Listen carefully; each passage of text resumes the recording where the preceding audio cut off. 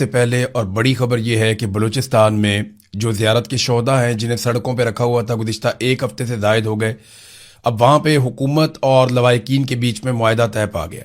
ये धरना चल रहा था, हज़ारों लोग यहाँ पे मौजूद थे और 8-9 दिन गुजरने के बाद बिलाखिर हुकूमत को होश आई और उन्होंने मुतालबा तस्लीम किए मुजाहिरीन के। जो चीज़ें तय हो गई हैं वो मैं आपके सामने रख लेता हूँ। देखें, बड़े सादा सादा मुतालबात थे, जल्दी से मैं आपको मुतालबात बताता हूँ, फिर आपको बताता हूँ तस्लीम क्या कर लिया गया हुकूमत की जानिब से। नंबर 1, ज़ियारत वाक़े की तहकीकात के लिए बलूचिस्तान हाई कोर्ट के 2 जजों पर मुश्तमिल एक बाइख्तियार अदालती कमीशन कायम किया जाए। पहला मुतालबा ये था और ये कमीशन सानिया ज़ियारत के तमाम पहलुओं के बारे में शफाफ तरीके से तहकीकात करे और कमीशन जिसको भी जिम्मेदार ठहराए उनके खिलाफ बिला इम्तियाज कार्रवाई भी की जाए। तो बड़ा वाज़ेह तरीके से उन्होंने पहला मुतालबा रखा था। दूसरा मुतालबा था कि लेविस फोर्स बहाल की जाए, क्योंकि इनके बकौल जब से लेविस फोर्स को पुलिस में जम किया गया है उस वक्त से अमन व अमान की सूरत खराब हो गई। फिर एक मुतालबा किया गया कोयटा में, हरनाई में, ज़ियारत में, दुक्की में, पशीन, किला अब्दुल्ला, किला सैफुल्ला समेत इनसे जुड़े हुए तमाम इलाकों से मुसल्ला जत्थों का मुकम्मल सफाया किया जाए। फिर आखिरी मुतालबा था कि एफसी को शहरों से हटाया जाए और अगर अमन व अमान के क़याम के लिए उनकी ज़रूरत हो तो हर ज़िले के डिप्टी कमिश्नर के हुक्म के तहत मुकर्ररा मुद्दत के लिए किसी इलाके में उनकी तैनाती की जाए। बड़ा मसला यही है कि जो एफसी है या फौज है वो जब शहरों के अंदर आती है तो शहरियों को प्रॉब्लम शुरू हो जाते हैं। वजह यह है कि फौज कभी भी सिविलियन से डील करने के लिए ट्रेन ही नहीं होती। मैं कोई फौज की बुराई नहीं कर रहा, मैं आपको एक कॉमन चीज बता रहा हूं। आप यहां बरतानिया के अंदर इनकी फौज निकाल के आप शहरों में ले आएंगे तो थोड़े दिनों के बाद लोगों की फौज के साथ लड़ाई हो जाएगी। आप ये काम अमेरिका में करेंगे, वहां पर भी लड़ाई हो जाएगी।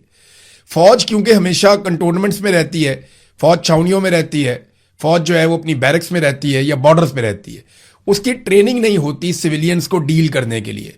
तो जब भी अभी वो सिविलियंस के इलाकों में आते हैं तो वो समझ नहीं पाते उस इलाके के बारे में, उन लोगों के बारे में, उनकी ज़रूरियात के बारे में, उनके साथ डील कैसे करना, इन चीज़ों के बारे में। तो वहाँ तसादुम होता है हमेशा। तो इसलिए हर जगह से ये मुतालबा, ऐसा नहीं है कि ये लोग फौज से नफरत करते हैं, वजह यह है कि फौज की ये ट्रेनिंग ही नहीं है, वो इस काबिल ही नहीं है कि वो पब्लिक के बीच में जा सके। तो पब्लिक डीलिंग उनका करने का काम नहीं है। इसीलिए तो कायदे आज़म ने भी कहा था कि आप सिर्फ नौकरी करेंगे और पॉलिसी नहीं बनाएंगे, पॉलिसी जो है वो सियासतदान बनाएंगे। बहरहाल जो मुआहदा हो गया उनमें जो चीज़ें तय पा गई हैं वो मैं आपके सामने अभी रख देता हूँ। नंबर 1 तो फौरी तौर पर जो जिस चौक के अंदर ये एहतजाज हो रहा था, जिस फाटक के पास, ये कोयला फाटक था, इसका नाम अब तब्दील कर दिया गया है और इसका नाम शोहदा ज़ियारत के नाम से मंसूब कर दिया गया और फौरी तौर पे इसका नोटिफिकेशन जारी कर दिया गया है। सानिया ज़ियारत की तहकीकात के लिए जुडिशल कमीशन तश्कील देने पर भी इत्तफाक कर लिया गया है और वज़ीर आला बलूचिस्तान की सरबराही में एक अमन व अमान की सूरत हाल पर अपोजिशन जमातों और मारे जाने वाले पुलिस एहलकारों के लवाहिकीन का एक मुश्तरका इजलास भी मुनक्कद किया जाएगा। मुआहदे के मुताबिक बलूचिस्तान के शहरी इलाकों में पुलिस फोर्स की इस्तेदाद, अफरादी कुव्वत और उनकी सलाहियतों में इजाफा किया जाएगा, उन्हें फैसिलिटेट किया जाएगा। देखिए, जब पुलिस को फैसिलिटेट करेंगे या पुलिस ताकतवर होगी तो फिर आप एफसी को वहां से निकालेंगे और उन्हें आप बॉर्डर पे ले जाएंगे जहां उनका काम है। लिहाजा जरूरी यह है कि पुलिस को आप मजबूत करें। यही काम खैबर पख्तूनख्वा में भी कहा जा रहा था लोगों की जानिब से, इवन पुलिस की जानिब से भी। फिर यह भी कहा गया कि जो लोग शहीद हुए हैं इन पुलिस एहलकारों को पॉलिसी के तहत शहीद करार दिया जाए, लवाहिकीन की कफालत की जाए, बच्चों की तालीम और मुआवजा जो है पॉलिसी के मुताबिक वो फराहम किया जाए और जो भी इनके ड्यूज बनते हैं वो इन्हें फौरी तौर पे जारी किए जाए। ये बहुत ज़रूरी है कि ये सब किया जाए, क्योंकि बाज़ औक़ात जो पिसे हुए तबकात हैं या गरीब पुलिस वाले हैं उनके साथ वैसा सलूक नहीं होता जो दूसरे शोहदा के साथ होता है। तो ये भी उनका एक मुतालबा था, ये फौरी तौर पे पूरा होना चाहिए। तो नाज़रीन, ओवरऑल हुकूमत ने अब मुतालबा तस्लीम कर लिए। ये पहले दिन कर लेते तो इतने दिनों तक शोहदा की लाशें सड़कों पर तो ना पड़ी रहती।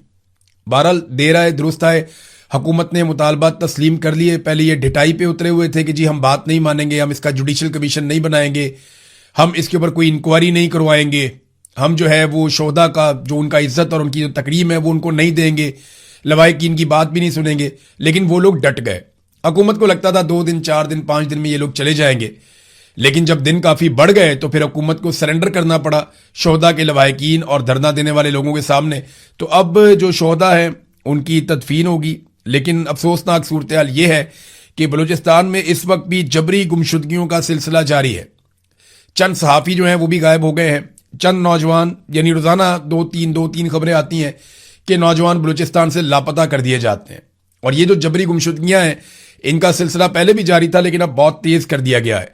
अहमद फरहाद साहब जिन्हें आज़ाद कश्मीर में गिरफ्तार किया गया था, उनके बारे में कुछ समझ नहीं आती, तो इतलात आती रहती हैं। हुकूमत ने किस चक्कर में उन्हें जेल में रखा हुआ ये भी पता नहीं चलता, क्यों उन्हें गिरफ्तार रखा हुआ ये भी पता नहीं चलता, कौन सा ऐसा उन्होंने जुर्म कर दिया सवाए इसके कि वो अपने लोगों के हक के लिए बात करते हैं आइन और कानून के दायरे में रहते हुए। तो अहमद फरहाद साहब की सेहत काफी खराब हुई है, इसके बारे में कुछ सहाफ़ी मुझे बता रहे थे और वो ये कह रहे थे कि उनकी तबीयत काफी खराब है, उनको रिहाई मिलनी चाहिए ताकि वो अपना इलाज करवा सकें। लेकिन दबाव उन पे यही है कि आप एक वीडियो बना दें और घर चले जाएं। बहरहाल अहमद फरहाद साहब ने अभी तक कोई वीडियो नहीं बनाई। मेरे ख्याल में वीडियो बना के जान छुड़वाएं, बाहर निकल के अपना इलाज करवाएं और उसके बाद जो है फिर आप अपना मौक़िफ़ दें। सारी दुनिया को पता है कि एक्चुअली आपके साथ क्या हो रहा है। आप अगर वीडियो बना भी देंगे ना, कोई अगर अहमद फरहाद साहब वीडियो बना देंगे या कोई वीडियो बना देंगे वो जो शौकत नवाज मीर साहब हैं, इससे कोई फर्क नहीं पड़ेगा। लोगों को पता है जबरदस्ती बनवाइए, पकड़ के बनवाइए। इंसान लोहे का तो नहीं बना हुआ होता, इंसान कोई बहुत मजबूत, कोई स्टील का बना हुआ तो नहीं होता। आप मुझे दे दें कोई भी एक जर्नैल और दें मुझे एक हफ्ते के लिए, मैं वीडियो रिकॉर्ड करवा दूंगा उससे, जो वीडियो आप कहेंगे मैं रिकॉर्ड करवा दूंगा। यहां तो लोग 4-4, 5-5 महीने गायब कर दिए जाते हैं ना, तो आप दें कोई बंदा उसे वीडियो रिकॉर्ड कर देगा। इंसान को आप मारते रहें, एक वक्त आता है आप उसकी फैमिली को भी मजबूर करें, आप सबको मजबूर करें, आप उसके बच्चों को मजबूर करें, तो अल्टीमेटली आदमी टूट जाता है। तो उससे वीडियो बनवाई जा सकती है, ये बहुत मुश्किल होता है, मैं जानता हूं कितना मुश्किल होता है। अहमद फरहाद साहब इस मुश्किल से इस वक्त गुजर रहे हैं, शौकत नवाज मीर साहब भी इस मुश्किल से इस वक्त गुजर रहे हैं। मैंने इसका सामना किया, मैं इसलिए जानता हूं। लिहाजा कोई यकीन नहीं करेगा, अगर आपने कोई वीडियो बना भी दी तो कोई नहीं मानेगा ये जबरदस्ती बन रही है। नाजरीन, कश्मीर में क्योंकि अहमद फरहाद साहब वहां गिरफ्तार हुए हैं, वहां मैं आपको ले जाता हूं कश्मीर में सूरत हाल क्या है।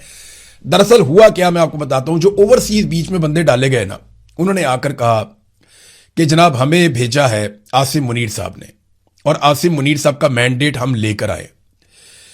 तो ज्वाइंट अवामी एक्शन कमेटी, क्योंकि एक कलदम जमात अब करार दिया जा चुका है उसे, तो उन्होंने हिकमत अमली के तहत यह बात पब्लिक कर दी कि आसिम मुनीर साहब को हमने खत लिखा था, तो उसके जवाब में उन्होंने जनाब बंदा भेज दिया है और हम उनके साथ बातचीत कर रहे हैं।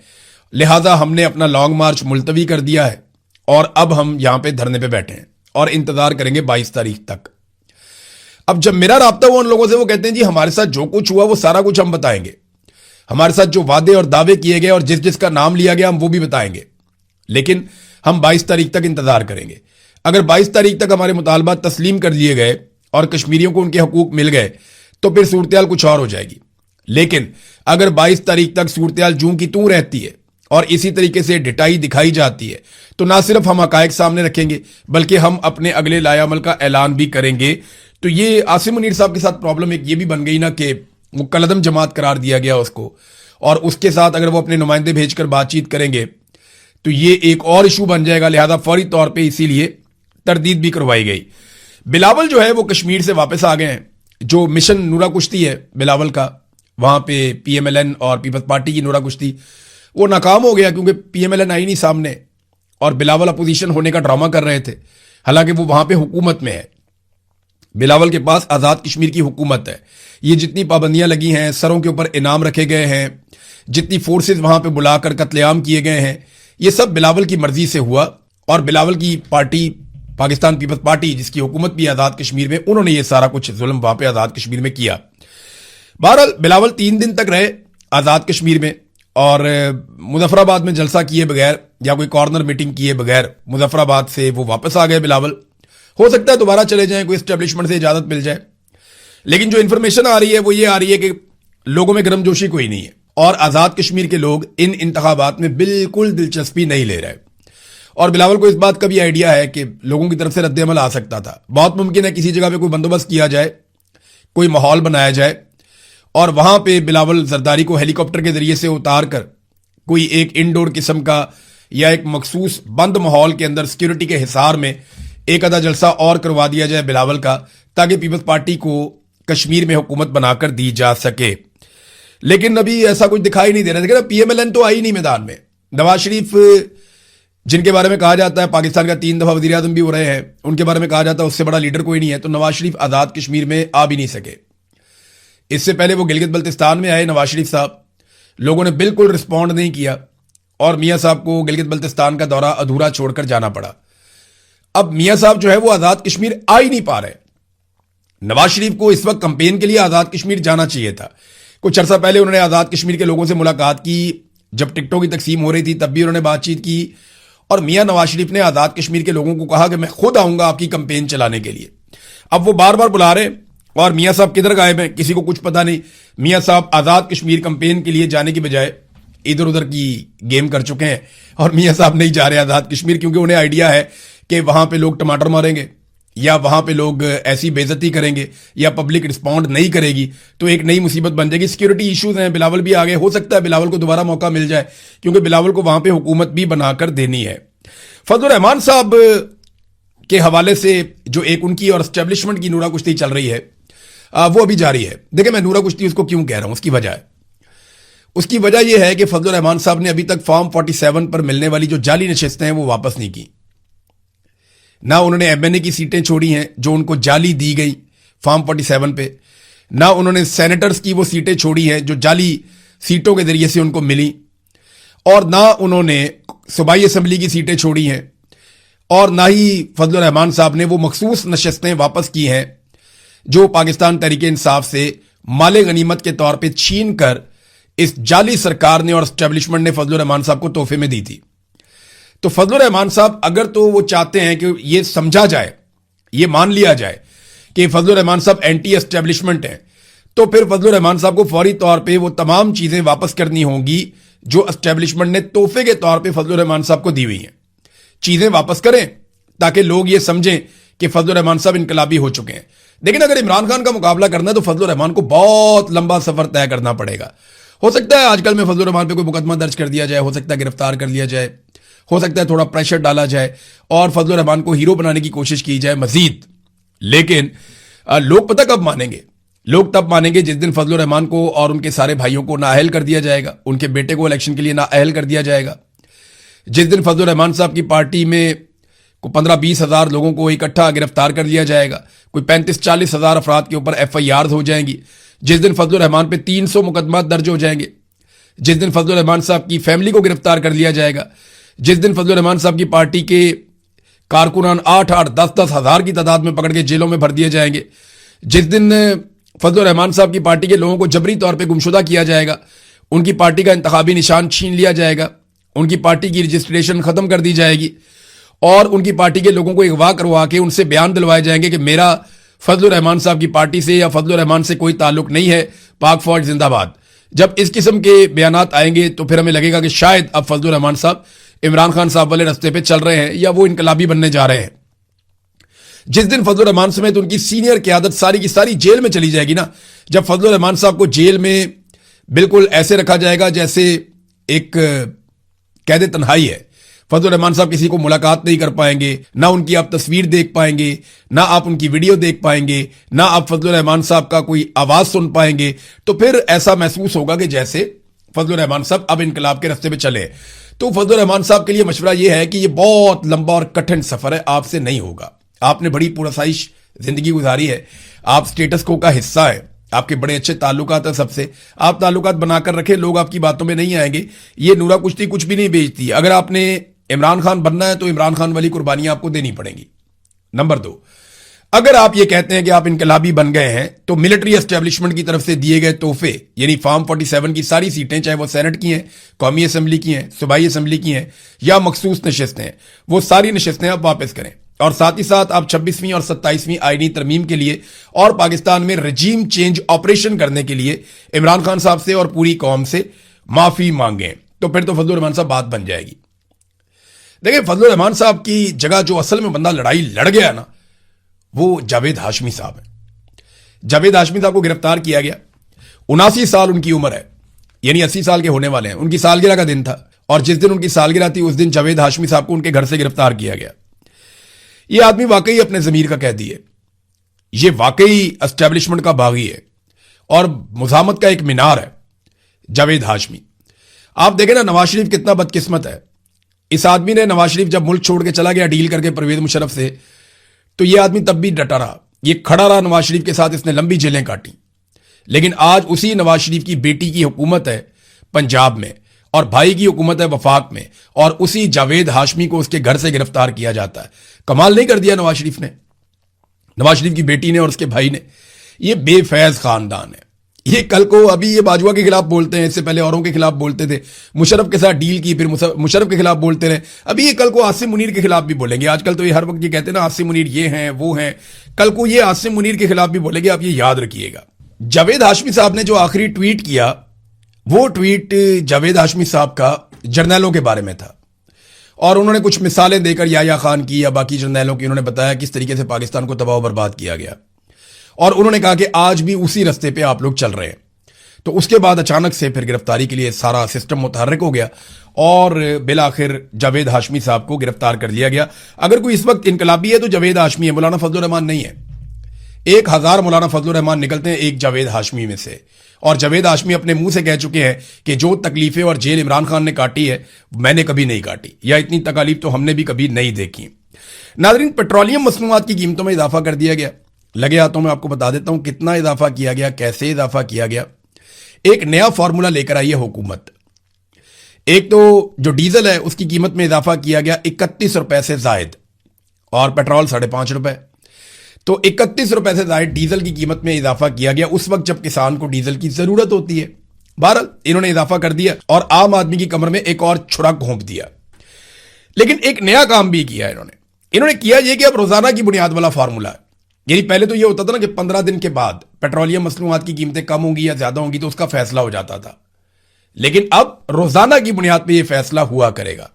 यानी आज पेट्रोल की कीमत बढ़ाई है, कल थोड़ी सी कम करके परसों फिर बढ़ा सकते हैं, फिर बढ़ा सकते हैं, फिर बढ़ा सकते हैं। तो रोजाना की बुनियाद के ऊपर ये पेट्रोलियम मसनूआत की कीमतों को कम या ज्यादा कर सकते हैं। और ये करते हुए उन्होंने कहा जी हमने अवाम के ऊपर कोई बोझ नहीं डाला। और जब ये वुजरा प्रेस कॉन्फ्रेंस कर रहे थे ना, तो उस वक्त सामने जो लोग बैठे हुए थे वुजरा की प्रेस कॉन्फ्रेंस में, उनकी शक्लें सहाफी भी नहीं पहचानते। आप अंदाजा करें कि 2 वजीरों ने प्रेस कॉन्फ्रेंस की और यहां पे अली परवेज मलिक थे और अता तारड़ थे। ये 2 लोग प्रेस कॉन्फ्रेंस कर रहे हैं और इनकी प्रेस कॉन्फ्रेंस में सामने ऐसे लोग बैठे हुए हैं जिन्हें कोई पहचानता ही नहीं है, यानी उनमें से कोई जर्नलिस्ट नहीं है।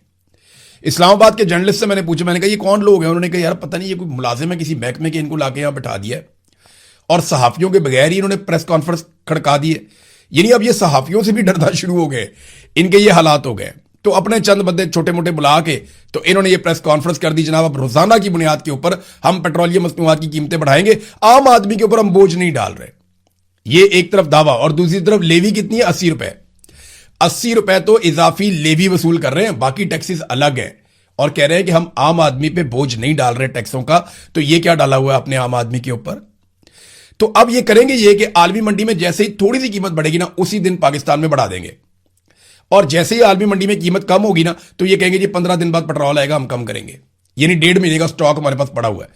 तो ये करेंगे वही जो ये पहले से करते आए, कीमत बढ़ानी है तो एकदम बढ़ाएंगे, कम करनी है तो बहुत दिन बाद कम करेंगे, और आवाम की जेब के ऊपर डाके डालेंगे। रोजाना की बुनियाद पे इसलिए कर रहे हैं कि जब ये 15 दिन बाद करते हैं ना तो खबर बन जाती है। रोजाना करेंगे तो आहिस्ता आहिस्ता लोग आदी हो जाएंगे कि यार ये तो रोज का काम है, ये कभी बढ़ा देते हैं कभी कम कर देते हैं, तो हम इसके ऊपर क्या खबर करें। तो इन्होंने एक नया फॉर्मूला इसीलिए ये लेकर आए हैं कि खबर ना बने, पैसा ज्यादा इकट्ठा हो, और पेट्रोल की कीमत जब कम करें तो वो देर से करें, और जब बढ़ाएं तो वो फौरी तौर पे बढ़ाएं। मुराद सईद का एक ट्वीट आया नाजरीन, उसमें जो लुब्बे लुबाब है ना वो ये है कि हम ये समझते थे कि इस वक्त जो हुकूमत बनी हुई है खैबर पख्तूनख्वा में, सवेला अफरीदी की या मीना खान अफरीदी या बाकी लोग जितने भी हैं, शाहिद खटक वगैरह, ये सब लोग, ये मुराद सईद की टीम है, हमें ये लगता था। लेकिन आज मुराद सईद ने एक जुमले में ये बात क्लियर कर दी कि उनका इनसे कोई राब्ता नहीं है, और जो गिले शिकवे उन्होंने किए हैं अपने इलाके की एक यूनिवर्सिटी कैसे जमीन पे कब्जा हुआ, किस तरह वो छुड़वाया गया, कैसे वहां पे मिलिट्री आके बैठ गई, वो सारी चीजें, और किस तरह जर्नैल उन पे दबाव डालते रहे कि जनाब आप ठेका हमें दे दें। रिटायर्ड जर्नैल उन्हें कहते रहे जी ठेका आप हमें दें और हम बड़े अच्छे तरीके से करेंगे। तो मुराद सईद ने कहा जी ये तो मेरा काम ही नहीं है, ये तो कानून और आइन के मुताबिक होगा। लेकिन आपको पता है कि पाकिस्तान में सारा कुछ उन्हीं के लिए है जिनके पास डंडा है, मिसाल के तौर पे ये पीआईए वाली मिसाल मैं आपको दे देता हूं, ये बड़ी इंटरेस्टिंग है। पीआईए के जिम्मे 4.5 अरब रुपए के टैक्स और जुर्माने और सरचार्ज माफ कर दिए गए। आप देखें कैसा मजा आ रहा है ना आपको। 10 अरब रुपए का पीआईए पहले बेचा, 14 अरब रुपए से जायद की प्रॉपर्टी साथ दे दी, और अब उसके 4.5 अरब रुपए के जुर्माने, टैक्सेस और जो सरचार्ज हैं वो भी माफ कर दिए गए। तो देखें ना, जब आप किसी को तोहफा देते हैं तो ऐसे देते हैं। फौजी फाउंडेशन और उनके दीगर साथी पीआईए को ले गए। अब जब से उन्होंने लिया है, पीआईए पे नवाजिशात, अनायात, सब कुछ उनको दिया जा रहा है। और बाकी एयरलाइंस इसका मुकाबला कैसे करेंगी? ये भी एक प्राइवेट एयरलाइन है, बाकी भी प्राइवेट एयरलाइंस है, तो वो कैसे इसका मुकाबला करेंगी? ये सवाल तो अपनी जगह पे अभी तक खड़ा है।